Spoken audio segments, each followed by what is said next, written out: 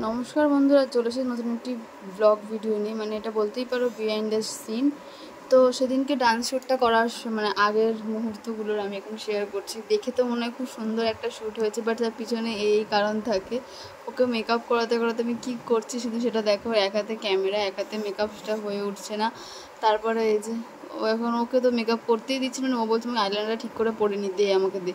তো তারপরে ওপরে গিয়ে দেখলাম যে নাচটা শুরু করেছে, দেখলাম যে সাইডে এইসব বস্তা ফস্তা যা রাখা ছিল সব হচ্ছে, মানে কী খাটান যে খেটেছি সারাটা দিন, মাথা যন্ত্রণা আর কিচ্ছু না।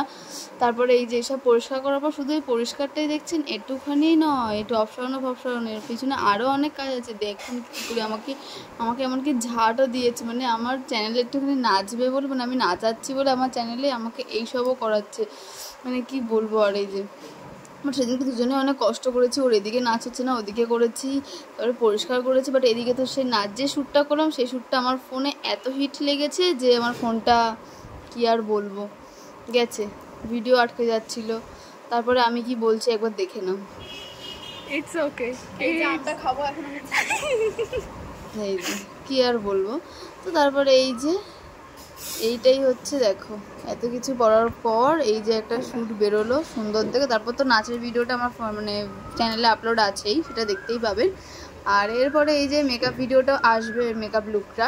তো দেখা হচ্ছে নেক্সট ভিডিওতে, টাটা বাই।